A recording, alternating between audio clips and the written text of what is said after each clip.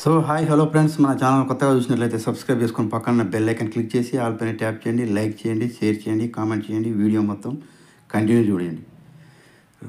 రైతు భరోసా వాళ్ళకు good news.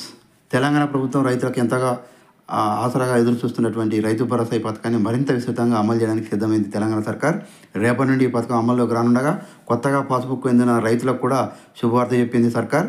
జనవరి 1వ తేదీ వరకు కొత్తగా భూమి రిజిస్ట్రేషన్ చేసుకున్న రైతుల కోసం రైతు భరోసా సైట్లో కూడా ప్రత్యేక ఆప్షన్ అందుబాటులోకి తీసుకొచ్చింది సర్కార్. ఈ పథకంలో కొత్తగా భూమి రిజిస్ట్రేషన్ చేసుకున్న వారు తమ పాస్బుక్, ఆధార్, బ్యాంక్ అకౌంట్ వివరాలను కూడా సంబంధిత ఏఈఓలకు అందించాల్సి ఉంటుంది. ఈ వివరాలను ప్రత్యేకంగా రూపొందించిన ఆన్లైన్లో పోర్టల్లో అప్లోడ్ చేసే అవకాశం కూడా కల్పించారు సర్కార్.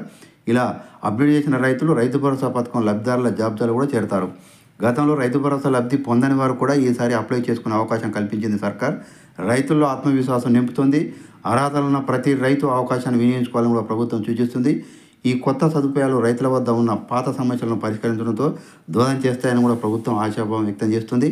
రైతు భరోసా పథకం ప్రారంభం నుంచి 1,00,000 మంది రైతులకు ఆర్థిక సాయం అందుతుంది.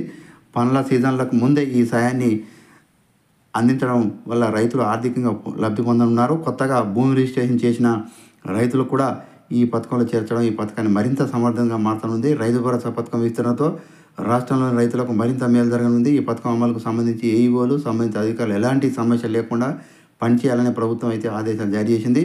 రైతులందరూ తమ వివరాలను త్వరగా అందజేయాలని కూడా, ఈ సదుపాయం పొందాలని కూడా సూచించింది సర్కార్. మొత్తం అయితే ఈ నెల రేపటి నుండి రైతు భరోసా డబ్బులు రైతుల ఖాతాల్లో జమ చేయనుంది సర్కార్. సో ఇలాంటి లేటెస్ట్ న్యూస్ మీకు రావాలంటే సబ్స్క్రైబ్ చేసుకొని పక్కన బెల్ ఐకాన్ క్లిక్ చేసి ఆల్ పైన ట్యాప్ చేయండి, లైక్ చేయండి, షేర్ చేయండి, కామెంట్ చేయండి.